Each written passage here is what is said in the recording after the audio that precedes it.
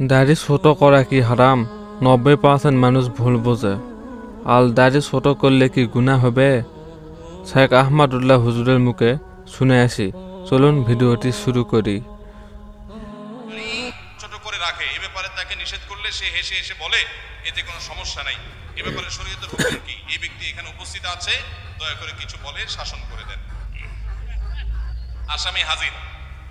ভাইরা আমার, দাড়ি লম্বা করা এটা নবী সাল্লাল্লাহু আলাইহি ওয়াসাল্লামের নির্দেশ। তিনি বলেছেন আফুল্লুহা আরফুল্লুহা, তোমরা দাড়িকে ছেড়ে দাও।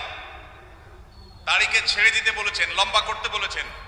সাহাবীদের মধ্যে এক মুষ্টির পরে, বুখারীর হাদিসে এক মুষ্টির পরে অতিরিক্ত অংশ কাটার বিষয়টা সাব্যস্ত আছে। এর আগে এক মুষ্টির আগে সাহাবীদের কারো কাছ থেকে নবী সাল্লাল্লাহু আলাইহি ওয়াসাল্লাম থেকে কোনো হাদিসে দাড়ি কাটা ছাটার কোনো প্রমাণ নাই। এজন্য সারা বিশ্বের প্রায় সব উলামায়ে ইকরাম একমত যে দাড়ি লম্বা করা ওয়াজিব। কিছু ইখতিলাফ আছে, আরবের কিছু আলেমদের ভিন্ন মত আছে। বেশিরভাগ আলেমদের মতে হলো দাড়ি লম্বা করা কি ওয়াজিব। ইজিপশিয়ান কিছু আলেমদের ভিন্ন মত আছে, আরো কিছু আলেমদের ভিন্ন মত আছে। বাকি মেজরিটি আলেমদের মত হলো ওয়াজিব। আমরা বলি দাড়ি রাখা সুন্নাত, সেটা সুন্নাত এই অর্থে নবীজিও দাড়ি রেখেছেন, সেই হিসাবে সুন্নাত। কিন্তু তিনি নির্দেশ করলে সেটা কি হয়ে যায়? ওয়াজিব। সেটা আমভাবে ওয়াজিব হয়ে যায়, সেই হিসাবে দাড়ি রাখা ওয়াজিব। অতএব ভাই, যদি কেউ মনে করে দাড়ি না রাখলে সমস্যা নাই, তার কাছে সমস্যার ডেফিনিশনটা কি, সংজ্ঞাটা কি? কেউ তো বলতে পারে নামাজ না পড়লেও সমস্যা নাই, কিন্তু একজন মুসলমান মনে করবে আল্লাহর নবীর ওয়াজিব তরক করলে সমস্যা আছে না নাই? আছে। কিয়ামতের ময়দানে তার জন্য জবাবদিহি করতে হবে কি হবে না? হবে। তবে আমাদের ভাই কেউ হয়তো খোঁচা খোঁচা দাঁড়িয়ে রাখা শুরু করেছেন, আমরা তাকে অ্যাপ্রিসিয়েট করব, আমরা তাকে দূরে সরাবো না। আলহামদুলিল্লাহ ভাই শুরুটা করে দিয়েছেন, ইনশাআল্লাহ আল্লাহ এটাতে বরকত দিবেন। আমরা তাকে এটাকে লম্বা করার জন্য নসিহা করব। তবে সেই সাথে এটাও আমাদের মাথায় রাখতে হবে, দাড়ির চাইতে অনেক ইম্পর্টেন্ট নির্দেশ আছে আল্লাহর, যেগুলো আমরা অহরহ লঙ্ঘন করি। আছে না নেই? এটা শুনে আবার বেদাড়িয়ালা একটু খুশি হয়ে গেছে, যাক আমাদের পক্ষে একটু আসলো। ভাইরা আমার, দাড়ি রাখা ওয়াজিব, সেটা নিয়ে কোনো আলাপ নাই, সেটা নিয়ে কোনো ছাড় নাই।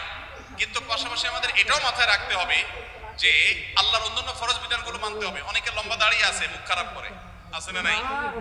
বাংলা একটা প্রবাদ আছে, হাজী সাহেবের মুখ খারাপ। কি বলে? হাজী সাহেবের মুখ খারাপ। এই লম্বা দাড়ি নিয়ে মুখ খারাপ করে কি করে না? এই লম্বা দাড়ি নিয়ে দোকানদার দেশি মশারি আর ইন্ডিয়ান মশারি মিশিয়ে দেশি মশারি তেলগুলো বিক্রি করে কি করে না? তাহলে দাড়ি আছে, তিনি ওয়াজিব আমল করেছেন, সবও পাবেন। কিন্তু যেই কাজটা করছেন ওইটা দাড়ি রেখে যে সব পাচ্ছেন তার চেয়ে অনেক বেশি ক্ষতি তিনি করছেন ওই কাজটা করে। ঠিক না ঠিক? এই জন্য আমাদের পরিপূর্ণভাবে দ্বীনে প্রবেশ করতে হবে, আল্লাহ আমাদেরকে তৌফিক দান করুন। কিন্তু সেই সাথে দাড়িও লম্বা করার চেষ্টা করতে হবে। কিন্তু কোনো ভাই করছেন না, আমরা বেশিরভাগ মানুষ অন্যকে নিয়ে পড়ে থাকি। একটা বড় মুসিবত হলো বাংলাদেশে মানুষের, আমরা অন্যের চরকায় তেল একটু বেশি দিই। আমাকে আল্লাহ দাড়ি রাখার তৌফিক দিয়েছে, আলহামদুলিল্লাহ। আমি এখন চিন্তা করবো আমার আখলাকটা ঠিক হয়েছে কিনা, আমি বউরে বাসায় গালি দিই কিনা, আমি কর্মচারীদের সাথে চালের মতো ব্যবহার করি কিনা, আমি মানুষের হক মারি কিনা, আমি দেখবো আমার বাকি আর কোথায় ল্যাকিংস আছে সেটা আমি দূর করব। আমি দাঁড়িয়ে আছে, এই জন্য যার দাঁড়িয়ে নেই তারে খোঁচা মারি করি আমি, এটা তো কোনো মুসলমানের কাজ হতে। আমি চাইবো আমার ভাইয়ের দাড়ি লম্বা হোক, কিন্তু সেই সাথে আমি চাইবো আমার আরো যে দুর্বলতা আছে সেগুলো যেন দূর হয়। আল্লাহ আমাদেরকে আমলের তৌফিক দান করুন। মেসেঞ্জার গ্রুপ চ্যাটিং এ SMS এর মাধ্যমে ইজাব কবুল হয়েছে।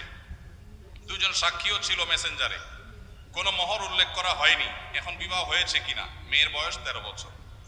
আজকাল আমাদের অনেক যুবকরা আল্লাহর শরীয়তের সাথে তামাশা করে, তামাশা। এগুলো আল্লাহর শরীয়তের সাথে কি তামাশা? দিন কোন ফাইজলামির নাম না ভাইরা আমার, সিরিয়াস ইস্যু। অনেকে আল্লাহকে সাক্ষী রেখে বিয়ে করে, এটা হলো অতি ভালো সাজা। অতি ভালো সাজা তো চোরের আলামত। এত মানুষ থাকতে, আল্লাহর বান্দা থাকতে আপনি আল্লাহরে কেন সাক্ষী বানাচ্ছেন? এই বিয়েগুলো বিশুদ্ধ নয়, এগুলো বিশুদ্ধ নয়, এগুলো জেনা হবে। বিবাহের জন্য দুজন সাক্ষীর উপস্থিতি, ইজাব কবুল থাকতে হবে। এই মেয়ে, বাচ্চা মেয়ে, তার বাবা কোথায়, মা কোথায়, অভিভাবক কোথায়, কোথাকার মেয়ে। জেনা করতে গিয়ে অনেক যুবককে শয়তান নেক্সট সুরতে ধোঁকা দেয়, তারা মনে করে আমরা হালাল করছি, অথচ তারা জেনায় লিপ্ত আছে। আল্লাহ আমাদের যুবক ভাইদেরকে হেদায়েত দান করুন। এগুলো জায়েজ নাই ভাই। কোন ব্যক্তি যদি তার সম্পত্তি 5 জন সন্তানদের মধ্য থেকে একজনকে বাদ দিয়ে 4 জনকে লিখে দিয়ে দেয়, সে ব্যক্তি মারা গেলে তার জানাজা নামাজ পড়া যাবে কিনা? ভাইরা আমার, আমাদের দেশে অনেকেই কাজটা করেন। তেজ্যপুত্র করেন। প্রচলিত আইনে তেজ্যপুত্র কোথাও থাকতে পারে, কিন্তু ইসলামে তেজ্যপুত্র বলতে কোনো কিছু নবী করিম সাল্লাল্লাহু আলাইহি সাল্লাম পরিষ্কার ভাবে নিষেধ করেছেন। কোন মুসলমান অন্য মুসলমানকে ত্যাগ করে চিরকালের জন্য তার সাথে সম্পর্ক ছিন্ন করে ফেলবে, এটা জায়েজ। লা ইয়াহিল্লু লিমুসলিমিন আন ইয়াহজুরা আখাহু ফাওকা সালাত লায়াল। 3 দিনের বেশি কোন মুসলমানের সাথে অভিমান করে সম্পর্ক ছিন্ন করা জায়েজ আছে নাই। এখন সন্তান খারাপ, যত খারাপ হোক, আপনি সন্তানকে তথাকথিত তেজ্যপুত্র করলেন, করে কোনো সম্পদ দিলেন না, বঞ্চিত করলেন, আল্লাহর কাঠগড়ার আসামি হবেন। আপনার ঘরে জন্মগ্রহণ করেছে, অতএব আল্লাহর কোরআনের মিরাসের আয়াতের নির্দেশের আলোকে এটা তার প্রাপ্য হক হয়ে গেছে। হ্যাঁ, সে যদি মুরতাদ হয়ে যায়, ইসলাম থেকে খারিজ হয়ে যায়, তাহলে সেটা মানে আমিনাল ইরফ, বা সে পরিত্যক্ত সম্পদ থেকে বঞ্চিত হবে। কিন্তু মুসলমান আছে, আপনার কথা শুনে না, আপনার খায় খেদমত করে নাই, আপনি সে অজুহাতে তাকে কিছু দিলেন না, বাকি সন্তানদেরকে দিয়ে দিলেন, আল্লাহর কাঠগড়ায় আসামি হতে হবে, জায়েজ হবে না। এখন এইটা যদি কোনো লোক করে, জীবদ্দশা দিতে চায়, তাহলে সমান হারে দিতে হবে। এক সাহাবী নবীজিকে এসে বলছেন, ইয়া রাসূলুল্লাহ, আমার সন্তানকে অমুক ছেলেকে আমি এটা দিয়েছি। নবী সাল্লাল্লাহু আলাইহি সাল্লাম বলেছেন, বাকি সবাইকে দিয়েছো? বলেন না, দেই নাই। তখন নবী সাল্লাল্লাহু আলাইহি সাল্লাম বলেছেন, ইত্তাকুল্লাহ ওয়া আদিলু বাইনা আওলাদিকুম, আল্লাহকে ভয় করো আর সন্তানদের মধ্যে সমতা বজায় রাখো। এই জন্য ভাইরা, এই জুলুম করা যাবে না। ইসলাম আমাদেরকে সাম্য এবং ইনসাফ শিখিয়েছে, সেটা আমাদের সব ক্ষেত্রে করতে হবে। এমনকি শত্রু হলে তার সাথেও আমাকে ইনসাফ করতে। আমাদের কষ্ট হয়, আমার সাথে কারো শত্রুতা আছে, সে আমার সাথে শত্রুতা করে, কিন্তু তার বেলায় কোনো সাক্ষ্য দেওয়ার প্রশ্ন আসলে আমি সত্য সাক্ষ্য দিলে তার পক্ষে যায়, আমাদের দিতে মন চায় না। কিন্তু এই দেওয়াটাই হলো ঈমানের দাবি। আল্লাহ বলেছেন, ওয়ালা ইয়াজরিমান্নাকুম শানাআনু কওমিন আলা আল্লাহ তা'দিলু ই'দিলু হুয়া আকরাবু লিত-তাকওয়া। কারোর সাথে শত্রুতা আছে দেখে আপনি ইনসাফ করবেন না, এটা জায়েজ আছে?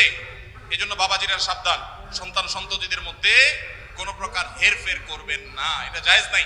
সেই সন্তান যদি খারাপ হয়, সে আল্লাহর কাছে দায়ী হবে, ভিন্ন কথা। তো আপনি তাকে সম্পদ থেকে বঞ্চিত করতে, হ্যাঁ, যেটা আপনি করতে পারেন, একটা সন্তান নেককার, মাদ্রাসায় পড়ে, দিনদার, ওকে একটু সম্পদ বাড়ায় দিলেন তার দিনদারিতার কারণে, সেটা জায়েজ আছে। কিন্তু একজনকে টোটাল বঞ্চিত করলেন, আরেকজনের নামে সব লিখে দিলেন, এটা কিন্তু জায়েজ হবে। এখন কোন মুরব্বী যদি এই কাজ করেন, তিনি মারা গেলে তার জানাজা পড়া যাবে না, এমন কোনো কথা নেই। তার জানাজা পড়বেন, কিন্তু তিনি আল্লাহর কাছে দায়ী থাকবেন। সন্তানদের কর্তব্য হলো, বাবা যাকে বঞ্চিত করছে আমাদের ভাগ থেকে তাকে দিয়ে আমরা ব্যালেন্স করে ফেলবো, তাহলে আশা করা যায় আল্লাহ তাআলা বাবাকে হয়তো মাফ করবেন। দাঁড়িয়ে আমরা বড় রাখার চেষ্টা করব। আর ভিডিওটি যদি ভালো লাগে, অবশ্যই লাইক, শেয়ার, কমেন্ট ও সাবস্ক্রাইব করতে ভুলবেন না। অরিজিনাল ভিডিওটি ডিসক্রিপশনে দেওয়া থাকবে, ওখান থেকে দেখে আসতে পারেন। আর চ্যানেলটি সাবস্ক্রাইব করবেন। সবাইকে অসংখ্য ধন্যবাদ শেষ পর্যন্ত দেখার জন্য। এর উপর আমল করার চেষ্টা করবেন।